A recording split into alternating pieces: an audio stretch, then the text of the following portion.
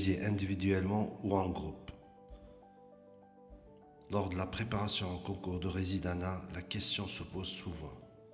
Faut-il travailler seul ou en groupe?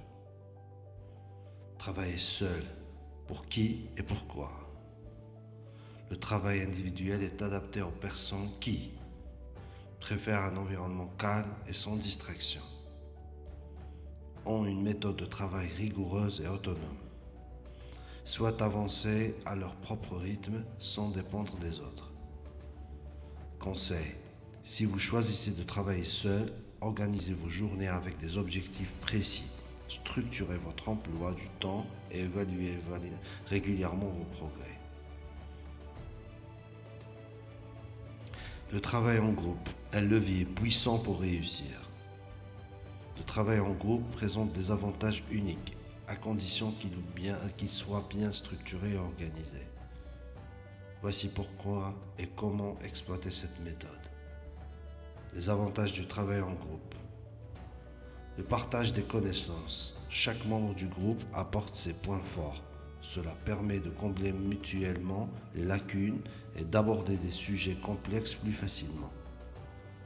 Meilleure compréhension. En expliquant un concept à un autre membre du groupe, vous consolidez votre propre compréhension. Motivation collective. Travailler avec des personnes qui partagent les mêmes objectifs vous pousse à rester régulier et à éviter la procrastination. Cas cliniques et dossiers. Les cas cliniques sont plus faciles à résoudre en groupe. Vous pouvez discuter, confronter vos idées et trouver les meilleures solutions ensemble. Conditions essentielles pour un groupe efficace. Pour que le travail en groupe soit productif, voici les règles d'or à respecter. 1. Taille du groupe. Limitez le groupe à 2 ou 3 personnes maximum, binôme ou trinôme. Un groupe trop large devient difficile à gérer et moins efficace.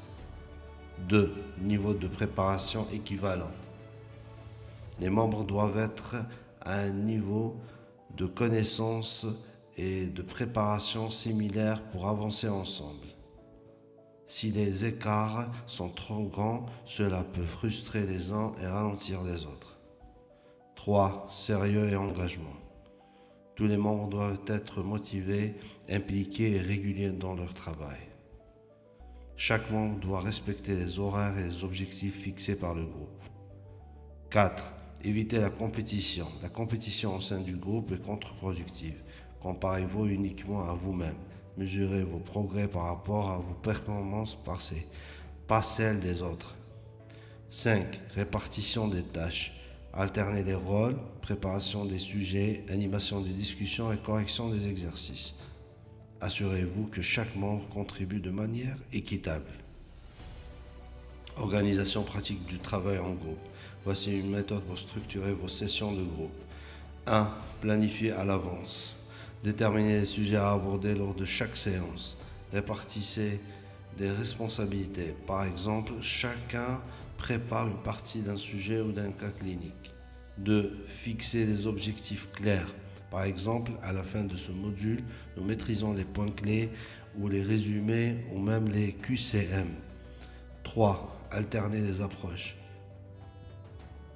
Discussion ouverte, exercices pratiques, cas cliniques et dossiers et QCM. 4. Évaluez vos progrès régulièrement. À la fin de chaque séance, discutez de ce que vous avez appris et des points à améliorer. 5. Créez un environnement propice. Travaillez dans un lieu calme, sans distraction. Fixez des plages horaires dédiées et respectez-les. Bonus. Les erreurs à ne pas faire. 1. Travailler dans un groupe trop grand. Un groupe de plus de 3 personnes devient difficile à gérer. Discussion interminable, difficulté à rester concentré et risque de perte de temps. 2. Choisir des membres avec des niveaux trop différents. Si l'écart de niveau est trop important, certains membres risquent de se sentir frustrés. Trop rapide pour les uns et trop lent pour les autres. 3. Être passif dans le groupe. Ne comptez pas uniquement sur les autres pour avancer. Chaque membre doit contribuer activement et prendre ses responsabilités. 4.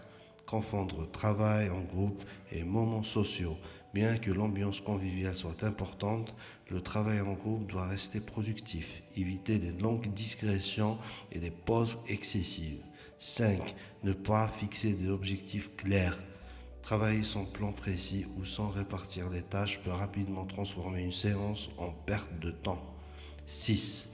Tomber dans la comparaison malsaine. Comparez-vous à vos propres progrès, pas ceux des autres.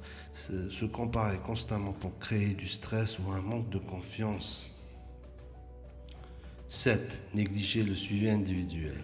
Le groupe ne remplace pas le travail individuel. Assurez-vous de consacrer du temps à la révision et à l'approfondissement de personnel. 8. Surcharger les sessions de travail. Des sessions trop longues nuisent à la concentration. Préférez des sessions courtes, intensives, suivies de pauses. Trouvez votre équilibre. Que vous choisissez de travailler seul ou en groupe, l'important est de rester discipliné et régulier dans vos efforts. Si vous optez pour le travail en groupe, suivez les bonnes pratiques évoquées pour maximiser votre productivité. Le concours de Résidana est une course de fond, pas un sprint. Préparez-vous méthodiquement, restez motivé et entourez-vous de bonnes personnes pour réussir.